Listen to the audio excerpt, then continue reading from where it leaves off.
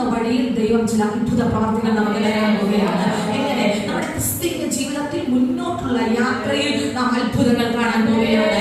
ഏതൊക്കെയോ വിഷയങ്ങളിൽ നാം മരിച്ചവരെ പോലെ ആയിരിക്കുന്നു. എന്നാൽ ആ മരിച്ച വിഷയങ്ങൾക്കകത്ത് കർത്താവിന്റെ ജീവന്റെ ശക്തി വ്യാപരിക്കപ്പെടുകയാണ്. പോകയിൽ അവന്റെ ദാസന്മാർ അവനെ എതിരേറ്റു.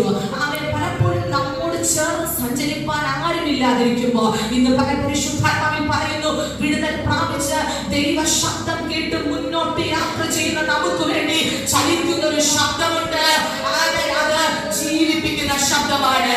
പലപ്പോഴും എന്റെ ജീവിതം നശിച്ചു പോയി, എനിക്ക് ജീവനില്ല, എന്റെ വിഷയങ്ങൾക്കകത്ത് ജീവൻ പ്രാപിപ്പാൻ കഴിയുന്നില്ലെന്ന് നമ്മൾ ആരെങ്കിലും പറഞ്ഞ് ഇന്ന് പകൽ ഭാരത്തോടിരിക്കുന്നു. ഈ പകൽ പരിശുദ്ധാത്മാവിൽ നിങ്ങളോട് പറയുന്നു, നമ്മുടെ വിഷയങ്ങൾ ചലിക്കാത്ത ചിലത് ചലിക്കപ്പെടുന്ന ശബ്ദമായി ശക്തിയായി ദൈവാത്മാവിന്റെ സാന്നിധ്യം ചലിക്കപ്പെടുകയാണ്. ഹല്ലേലൂയ. അവൻ പോകയിൽ അവന്റെ ദാസന്മാർ എതിരേറ്റു, നിന്റെ മകൻ ജീവിച്ചിരിക്കുന്നു എന്ന് പറഞ്ഞു. ഹല്ലേലൂയ. ഇന്ന് പകൽ നമുക്ക് ആ ഭാഗം നന്നായിട്ട് അറിയാം. ഒരു രാജഭൃത്യനുണ്ട്, അദ്ദേഹത്തിന്റെ മകൻ മരിപ്പാതായിരിക്കുന്നത് കണ്ടിട്ടാണ് ആ പ്രിയ പിതാവ് യേശുവിന്റെ അടുക്കലേക്ക് വന്നത്. അവൻ മരിപ്പാതായിരിക്കുന്നത് കണ്ട് യേശുവിന്റെ അടുക്കലേക്ക് വന്ന പ്രിയ പിതാവ് യേശുവിനെ